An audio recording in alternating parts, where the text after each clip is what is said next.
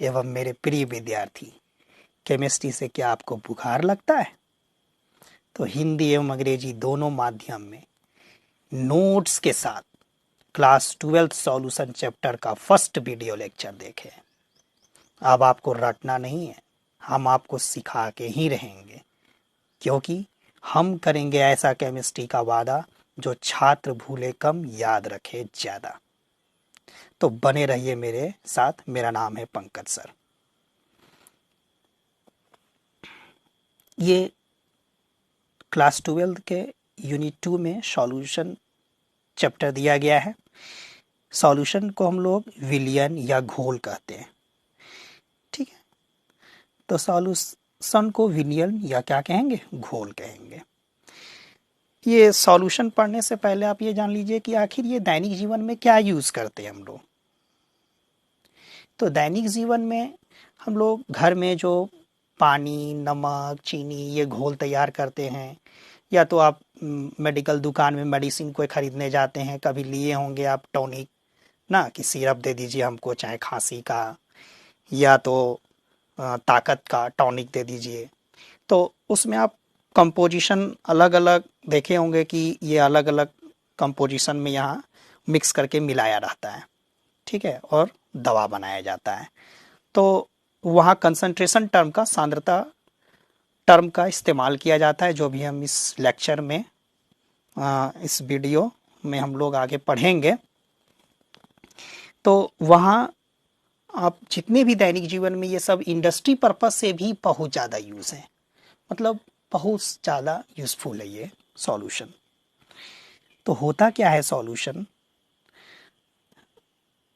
Solution का हम definition यहाँ लिखे हुए हैं, ए होमोजीनियस मिक्सचर ऑफ टू और more than two components is called solution, ठीक है। मतलब होमोजीनियस मिक्सचर मतलब होता है समांगी मिश्रण ना, उसी को हिंदी में लिखे हैं, दो या दो से अधिक अवयवों के समांगी मिश्रण को विलयन कहते हैं ना। जैसे चीनी और पानी मिला दिए तो विलयन तैयार हो गया ना। अब यहाँ होमोजीनियस मिक्सचर का मीनिंग आपको समझना पड़ेगा, क्योंकि ये टर्म थोड़ा आपको घबराहट में डालेगा, लेकिन ये फर्स्ट ईयर में भी आप लोग पढ़ चुके होंगे। तो होमोजीनियस मिक्सचर होता क्या है, जिसको हम लोग हिंदी में समांगी मिश्रण कहते हैं। समांगी मिश्रण क्या है कि composition and properties are uniform throughout the mixture ना। जैसे चीनी और पानी का घोल लिए, चीनी पूरा पानी में समान रूप से घुल चुका है। अब हम कहेंगे कि बाबू चीनी और पानी को अलग करो, तो क्या तुम अलग कर सकते हो? यानी सिंपल विधि से सेपरेट नहीं कर सकते हो ना, उसको नग्न आंखों से, नेकेड आई से देख सकते हो। इसका मतलब क्या है कि समान रूप से पानी में चीनी क्या है, घुल चुका है, यानी प्रॉपर्टीज समान है पूरे मिक्सचर में। इसीलिए हिंदी में हम लिखे हैं संपूर्ण मिश्रण में संघटन एवं गुणधर्म एक समान होता है। यानी जितना बार आप उसको पीजिएगा शरबत को, चीनी पानी का घोल को, तो आपको जितना बार पीजिए, है ना, तो आपको मीठा ही लगेगा, क्योंकि उसका कंपोजिशन यूनिफॉर्म है। तो वही चीज़ ये डब्बा में शुगर और वाटर मिलाकर ये समान रूप से घुल गया है, ये दिखाया गया है। अब यहाँ हमको दो कंपोनेंट क्या पढ़ना है, सॉल्वेंट और सॉल्यूट, ओके। और ऐसे भी यहाँ हमको बाइनरी सॉल्यूशन इस चैप्टर में पढ़ना है। बाइनरी सॉल्यूशन को हम लोग हिंदी में कहते हैं द्विआंगी विलयन।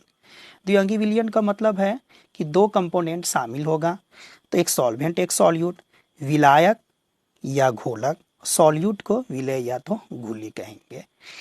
तो सॉल्वेंट का डिफिनेशन हम लोग देखते हैं, जैसे एक उदाहरण से आप समझ सकते हैं। यहाँ वही, जैसे एक गिलास पानी आप लो, उसमें 2 चुटकी चीनी डाल दो, कहने का मतलब है 2 चम्मच चीनी डाल दो। अब पानी का अमाउंट ज़्यादा है और चीनी का अमाउंट क्या है, कम है, तो चीनी और पानी समान रूप से घुल चुका, होमोजीनियस मिक्सचर हो गया। तो पानी का अमाउंट ज़्यादा है ना, तो पानी का अमाउंट ज़्यादा है तो उसको हम लोग क्या कहेंगे, सॉल्वेंट, और चीनी का अमाउंट कम है तो उसको हम लोग बोलेंगे सॉल्यूट। ओके, लेकिन सॉल्वेंट के एक सबसे मेन कैरेक्टर क्या है, सबसे विशेष गुण क्या है कि it determine the physical state of the solution. ये डिटरमाइन करता है physical state of the solution. इसको जरूर याद रखिएगा क्योंकि ये बहुत इंपॉर्टेंट टर्म है। ओके, फिजिकल स्टेट मतलब विलयन के भौतिक गुण को निर्धारित करता है कौन, विलायक। अब क्यों निर्धारित करता है, यानी यही बताएगा कि कौन मेरा सॉल्यूट होगा और कौन मेरा सॉल्वेंट होगा। इसी के आधार पर हम पता लगा सकते हैं। ठीक है, अगर क्वांटिटी आपको मालूम ना हो तो आगे हम इसका एग्जाम्पल बना के रखे हैं, आप उसको बढ़िया से आपको समझ में आ जाएगा। विलायक को इसी को हिंदी में हम ये लिखे हुए हैं सॉल्यूट। सॉल्यूट होता क्या है, प्रेजेंट इन लेसर क्वांटिटी, मतलब इस या मात्रा कम होता है इसका।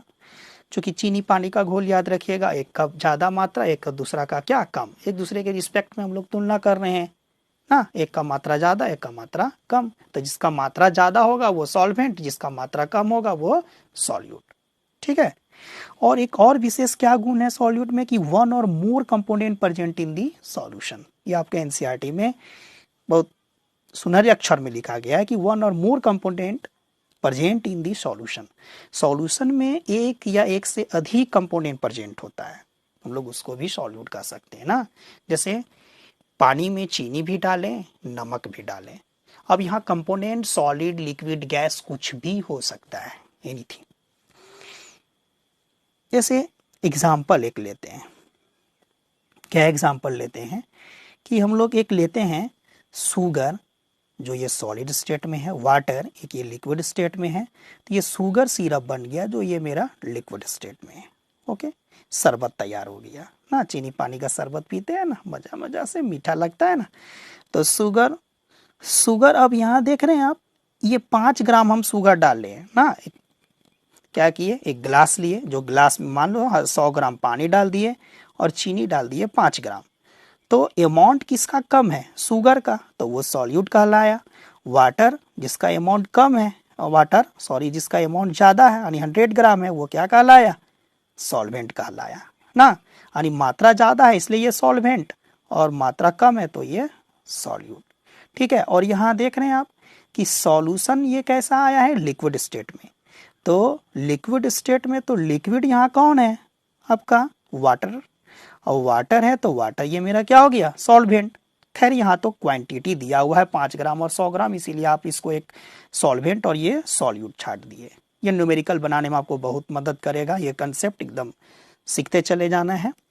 उसके बाद अगला एग्जाम्पल क्या आता है कि एक हम ले लिए कॉपर सल्फेट जो सॉलिड स्टेट में है, वाटर जो ये मेरा लिक्विड स्टेट में है, और ये कॉपर सल्फेट का हाइड्रेट फॉर्म बन गया ना, हाइड्रेट फॉर्म बन गया। और हाइड्रेट फॉर्म बन गया यानी कि ये सॉलिड स्टेट में आ गया, यानी क्रिस्टल टाइप में हो गया। अब ये क्रिस्टल टाइप में हो गया तो सॉल्यूशन मेरा कैसा है, सॉलिड स्टेट में। हम आपको पहले ही बताए थे कि अब यहाँ सॉल्यूशन सॉलिड स्टेट में है, तो अब यहाँ देख रहे होंगे कि कॉपर सल्फेट यहाँ क्या है, अब यहाँ सॉल्वेंट हो गया, और वाटर यहाँ क्या हो गया, सॉल्यूट हो गया। यानी लोग ये मिसकंसेप्शन समझ जाते हैं, क्या मिसकंसेप्शन समझ जाते हैं कि हमेशा लोगों का ये कंसेप्ट मानना है कि शुगर यानी जो सॉलिड स्टेट में होगा वही भाई मेरा सॉल्यूट होगा, और जो लिक्विड स्टेट में होगा वही मेरा सॉल्वेंट होगा। लेकिन ये गलत मिसकंसेप्शन है, क्योंकि आपका सॉल्वेंट क्या होता है कि किसी भी सॉल्यूशन के फिजिकल स्टेट को डिटरमाइन करता है। तो फिजिकल स्टेट को डिटरमाइन करेगा यानी भौतिक अवस्था, यानी सॉलिड लिक्विड गैस के बारे में ये बताएगा। तो यहाँ आपको देखने को क्या मिलेगा कि ये जो मेरा सॉल्यूशन बना, ये मेरा सॉल्यूशन बना वो सॉलिड स्टेट में है कॉपर सल्फेट का। इसका मतलब क्या कि यहाँ आपका ये सॉलिड स्टेट ये सॉल्यूट में होना चाहिए, और लिक्विड स्टेट वाला आपका क्या होना चाहिए, सॉल्वेंट में होना चाहिए। लेकिन ऐसा ना होकर उल्टा क्या है कि ये सॉलिड स्टेट अब सॉल्वेंट बन गया, लिक्विड स्टेट क्या हो गया, सॉल्यूट हो गया। और यहाँ पिछले वाले एग्जाम्पल में देख रहे होंगे आप कि सॉलिड स्टेट ये सॉलिड स्टेट में है, लिक्विड स्टेट ये सॉल्वेंट स्टेट में, और इसी का ये उल्टा हो गया है। इसका मतलब क्या है, तो यहाँ ध्यान देंगे कि कॉपर सल्फेट का जो सॉल्यूशन बना है वो सॉलिड स्टेट में है। तो सॉलिड स्टेट में है, तो अब ये बताइए सॉलिड स्टेट मेरा कौन है, सॉलिड स्टेट मेरा ये कौन है, कॉपर सल्फेट, और कॉपर सल्फेट है। इसका मतलब क्या है कि इसका अमाउंट ज़्यादा है, और अमाउंट ज़्यादा है इसका मतलब ये क्या हो गया, सॉल्वेंट, और वाटर यहाँ लिक्विड फॉर्म में है, ये क्या हो गया, सॉल्यूट। ठीक है, तो आप इस चीज़ को समझ गए होंगे, यानी ये सॉल्यूट सॉल्वेंट क्या होता है, सॉल्यूशन क्या होता है, और ये पहचान लेंगे आप कि क्वांटिटी अगर नहीं दिया रहे तो हम लोग इससे पता कर सकते हैं कि सॉल्यूशन का जो स्टेट आएगा, चाहे वो सॉलिड लिक्विड गैस कुछ भी हो, तो वही मेरा वो सॉल्वेंट का भी स्टेट होगा। ओके, आप इसे वीडियो को पॉज करके आराम से सुनकर इसको समझकर, है ना, याद कर लीजिए, यानी इसको एकदम मेमोरी बॉक्स में याद रखिए, बहुत आपको ये आगे काम देगा। ओके, अब हम लोग इस चीज़ को समझते हैं थोड़ा आगे, और जैसे यहाँ लिखे हुए हैं क्या कि solute plus solvent equal to क्या हो गया, सॉल्यूशन। मतलब चीनी और पानी को डाले तो वो सॉल्यूशन तैयार हो गया, यानी सॉल्वेंट, अगर हमको सॉल्वेंट निकालना है तो सॉल्वेंट में क्या करेंगे, सॉल्यूशन माइनस सॉल्यूट, घटा देंगे, तो घटा देंगे तो ये आपका निकल जाएगा सॉल्वेंट। ये न्यूमेरिकल बनाने में ये ज़्यादा यूज़ होगा, आप इसको याद रखिएगा इस कंसेप्ट को। ओके,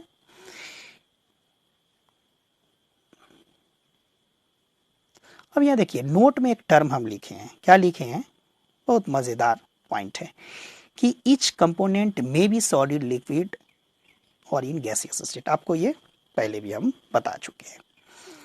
तो अब यहाँ टाइप्स है सॉल्यूशन का, विलियन का प्रकार है, on the basis of physical state, भौतिक अवस्था के आधार पर, वही सॉलिड लिक्विड गैस के आधार पर। आपको ये कंसेप्ट समझ में आ जाएगा कि आखिर ये जो मिसकंसेप्शन वाला बात बताए इस टेबल से आपको पता चल जाएगा।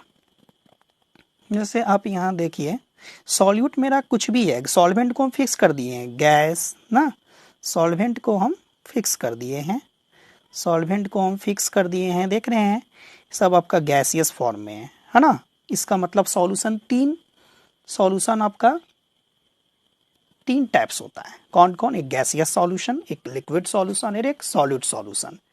ठीक है, तो गैसियस सॉल्यूशन अगर बनाना है तो सॉल्यूशन मेरा कैसा है, गैसियस स्टेट में है, तो गैसियस स्टेट में मतलब सॉल्वेंट मेरा पूरा गैस ही रहेगा, और सॉल्यूट में चेंज हो जाएगा क्या, गैस, एक बार लिक्विड और एक बार आपका क्या लिए हैं, सॉलिड। तो गैस आप ये देखेंगे कि गैस सॉल्यूट जो है, सॉल्यूट आपका गैस है, सॉल्वेंट भी आपका क्या है, गैसियस फॉर्म में है। तो एग्जांपल आप यहाँ लिखे mixture of oxygen and nitrogen gas ना।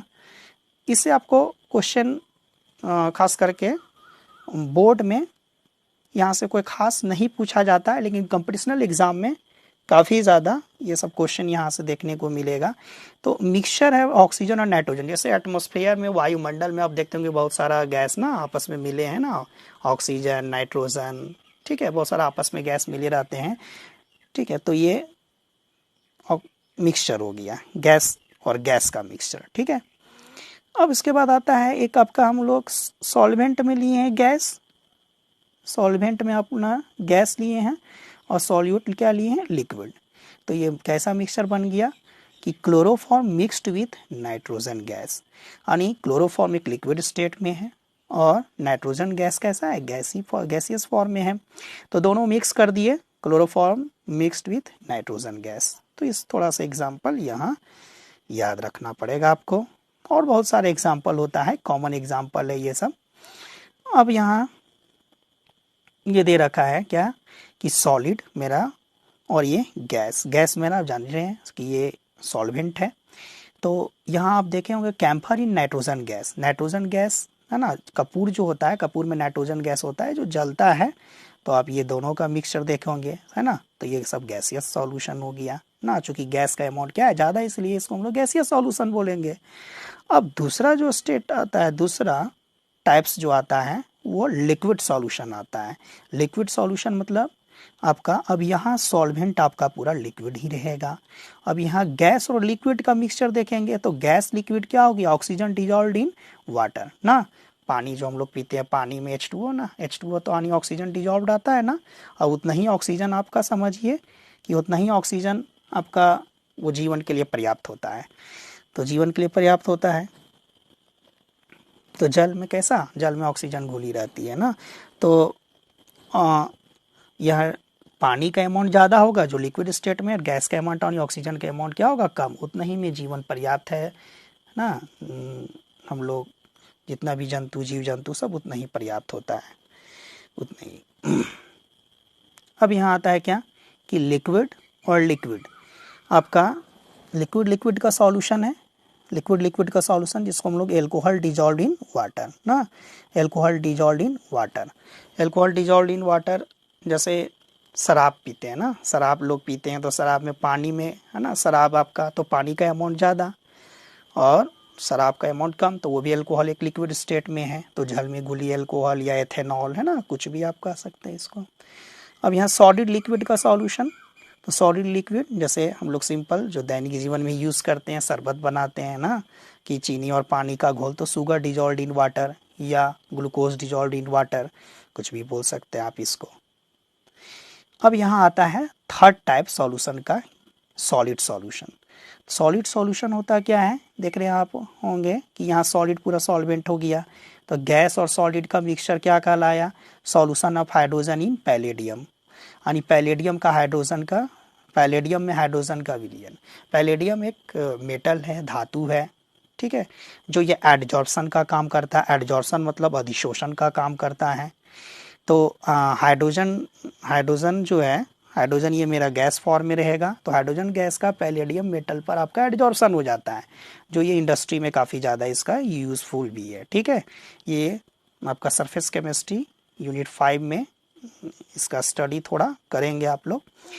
उसके बाद फिर आपका क्या है, लिक्विड सॉलिड का मिक्सचर है। तो लिक्विड सॉलिड जैसे amalgam of mercury with sodium, sodium एक मेटल है ना, सोडियम एक मेटल है, आप इसको सोडियम अमलगम भी कह सकते हैं, जिसको हम लोग NaHG, ठीक है, Hg मतलब मरकरी, आप इसको सोडियम एमलगम कह सकते हैं, okay, sodium amalgam.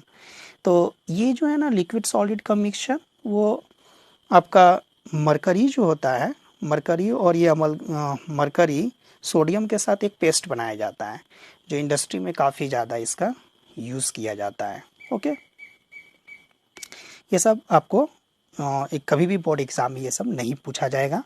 Solid solid, solid solid यानी कि सॉलिड सॉलिड का सॉल्यूशन, सॉलिड सॉलिड दोनों आपका ठोसी अवस्था में है। तो कॉपर डिजॉल्व्ड इन गोल्ड, ठीक है, जैसे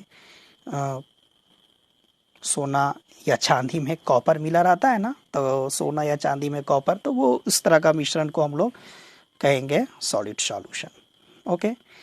तो यही टेबल है, ये टेबल हुआ आप कंप्लीट आपका। अब हम आपको बताए थे कि इस चैप्टर में पूरा यहाँ स्टडी करना है कि कैसे हम कंसंट्रेशन को एक्सप्रेस करें ना। जैसे हम लोग दवा जाते हैं खरीदने, तो वही शुगर सिरप या खांसी का, तो उसमें आप देखिएगा कि कंपोजिशन इतना ml, इतना ग्राम, इस तरह का मिला रहता है ना। तो वो कंसंट्रेशन यानी सांद्रता टर्म यूज़ करता है। तो वही सब चीज़ों के बारे में यहाँ हम लोग स्टडी करेंगे कि एक्सप्रेसिंग कंसंट्रेशन ऑफ सॉल्यूशंस, विलयनों की सांद्रता हम लोग कैसे व्यक्त करते हैं। तो लिखे हैं क्या कि composition of A solution can be described bye expressing it's concentration. Concentration के टर्म में ही हम लोग सॉल्यूशन के कंपोजिशन को यानी संगठन को व्यक्त करते हैं, ओके। फिर से सुनिएगा कि लोग सॉल्यूशन के कंपोजिशन को हम लोग कंसंट्रेशन के टर्म में ही व्यक्त कर सकते हैं, ओके। यहाँ जैसे कंसंट्रेशन, सॉल्यूशन के कंसंट्रेशन, बहुत सारे स्टूडेंटों को ये कंफ्यूजन हो जाता है कि कंसंट्रेशन टर्म है क्या, सांद्रता, इसको हम लोग हिंदी में सांद्रता कहते हैं, ओके। शॉर्ट में इसको CONC डॉट करके हम लोग कहीं लिखेंगे, ठीक है, उसको ऐसे भी लिखा हुआ होगा। तो कंसंट्रेशन ऑफ सॉल्यूशन, जैसे किसी चीज़ का अगर अमाउंट है कोई सब्सटेंस का, आप उसको सॉल्यूट कर सकते हो, तो अमाउंट ऑफ सॉल्यूट को अमाउंट ऑफ सॉल्यूशन से डिवाइड कर दीजिएगा, है ना। तो इसी रेशियो का जो रेशियो आपको मिलेगा डिवाइड करने के बाद, तो उसी का वो कंसंट्रेशन प्राप्त हो जाएगा, ठीक है। तो इसी को हम लोग कहेंगे कंसंट्रेशन ऑफ सॉल्यूशन। अब जैसे यहाँ आपका आता है क्या कि अब फर्स्ट कंसंट्रेशन टर्म हम लोग यूज़ किए हैं जो बहुत ही यूज़फुल है दैनिक जीवन में, मास परसेंटेज, या इसी को हम लोग वेट परसेंटेज W/W के रूप में, है ना, मास बाय मास के रूप में इसको बोलते हैं।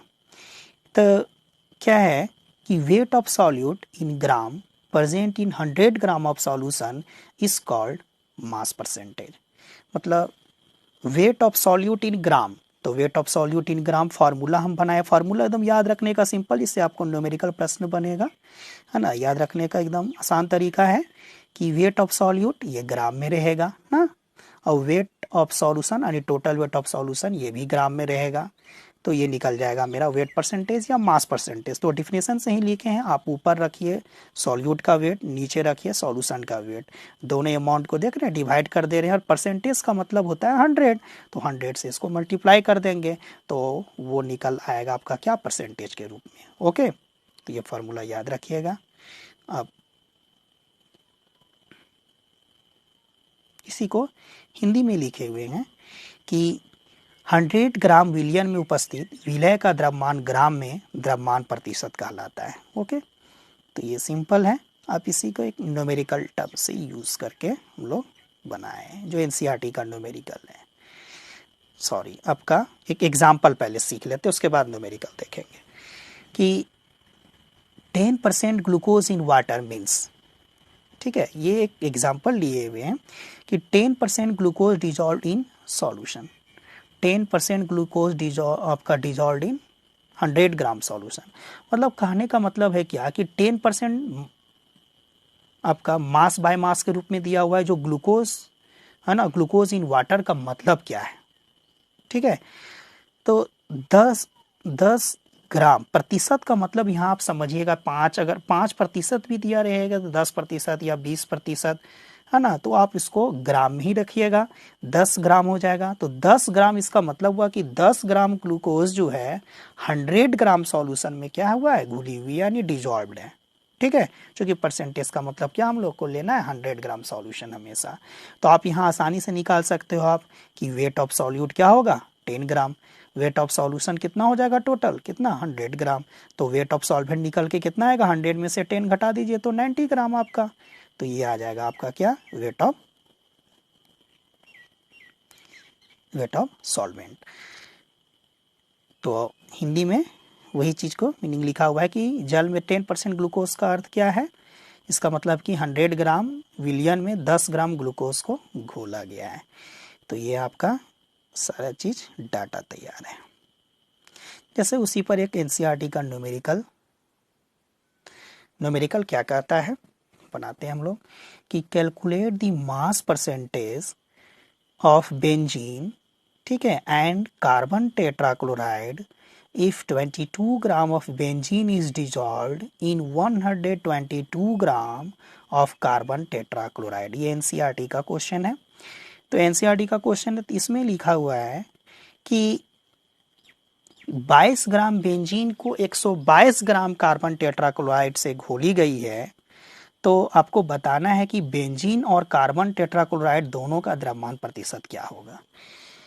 तो आप एकदम सिंपल विधि से उस फार्मूला से, मास परसेंटेज के फार्मूला से बना सकते हैं। तो सबसे पहले बनाने से पहले भी न्यूमेरिकल से बुखार नहीं लगना है ना, न्यूमेरिकल देख के घबराना नहीं है आपको। सबसे पहले जो क्वेश्चन में जो डाटा दिया हुआ है उसके अनुसार आप गिव एंड डाइट करके लिख लीजिए।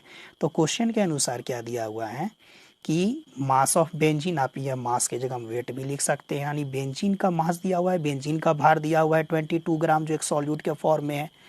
मास ऑफ सॉल्वेंट 122 ग्राम यानी विलायक का भार दिया हुआ है है ना, जो ये सॉल्वेंट के फॉर्म में है। क्यों? क्योंकि इसका अमाउंट ज़्यादा है, इसका अमाउंट कम है।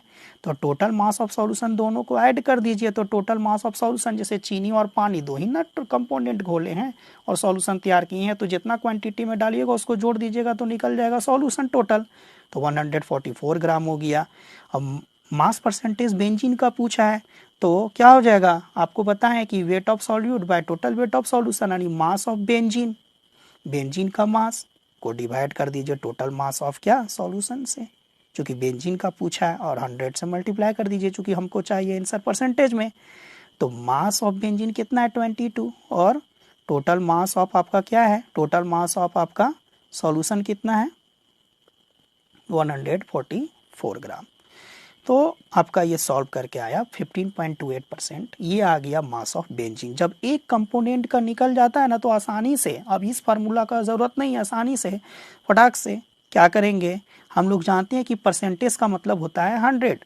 तो 100 में से जो मेरा बेंजीन का अमाउंट आया है उसमें अगर सब्सट्रैक्ट कर दे, घटा दे, तो पक्का है कि दूसरा कंपोनेंट यानी कार्बन टेट्राक्लोराइड का परसेंटेज निकल जाएगा, मास परसेंटेज निकल आएगा। तो 84.72% आ गया। ठीक है, आप इसको वीडियो पॉज करके आसानी से समझ सकते हैं, घबराने की आवश्यकता नहीं है। और अगर समझ में नहीं आए तो नीचे कमेंट बॉक्स में ज़रूर कमेंट करें। अब ये देखिए, अब आपका था क्या है, इसी को हिंदी में सॉल्व कर दिए हैं, क्योंकि हिंदी मीडियम वाले बोलेंगे कि हम लोग को नहीं बताएं सर ना। चलिए,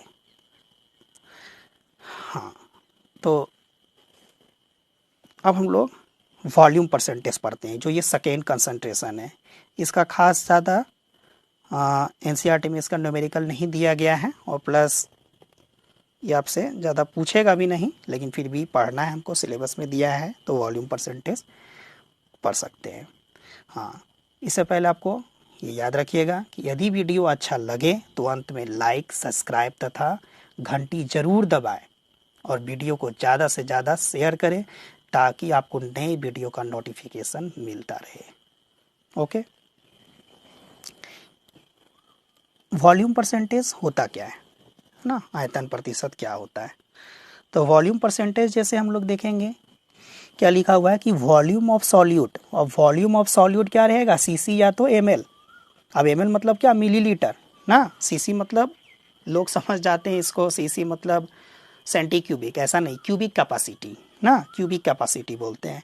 तो एमएल मिलीलीटर। जैसे इंजेक्शन है, इंजेक्शन में आप कभी गए, इंजेक्शन देखे होंगे ना, जो सी देता है उसमें 2 ml, 3 ml, 4 ml, 5 ml लिखा हुआ रहा है ना, तो वो मिलीलीटर में है ना। जो 1 लीटर इक्वल टू क्या होता है? 1000 मिलीलीटर। जैसे कैसे कहते हैं, 1 किलोग्राम बराबर कितना? 1000 ग्राम। तो उसी तरह से ये क्वांटिटी है एक आपका वॉल्यूम को मेजर करने का, मिलीलीटर या तो सीसी, जैसे लीटर में मापते हैं आप लोग।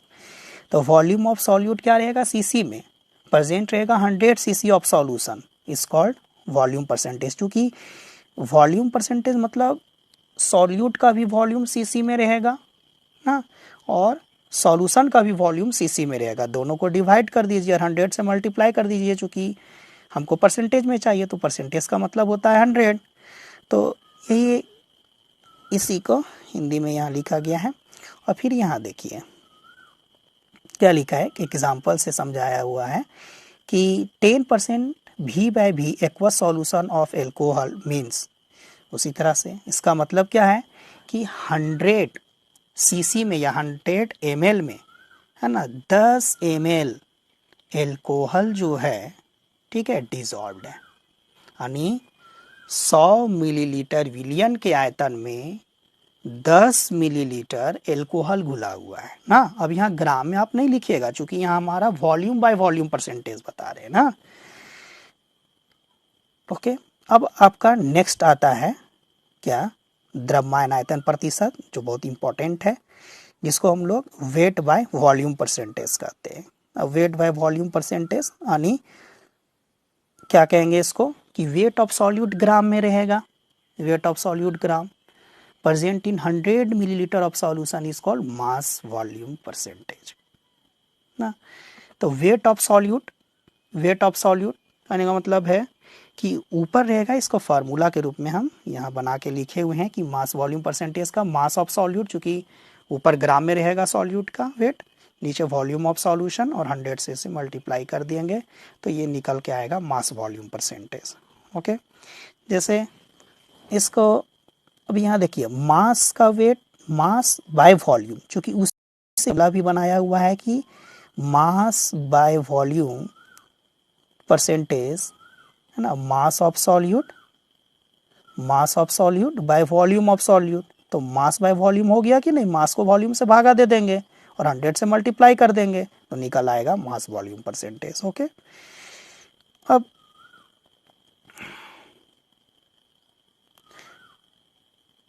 अब एक एग्जांपल लिए हैं हम लोग।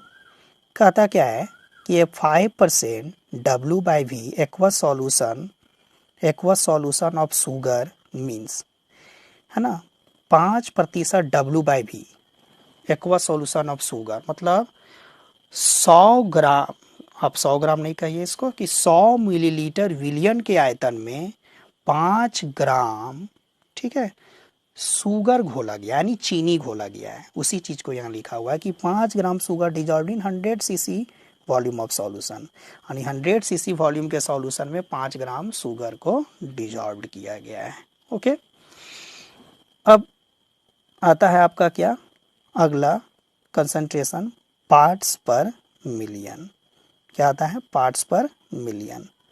तो पार्ट्स पर मिलियन हम आगे आपको अगला वीडियो के लेक्चर में समझाएंगे, क्योंकि काफ़ी टाइम हो गया है।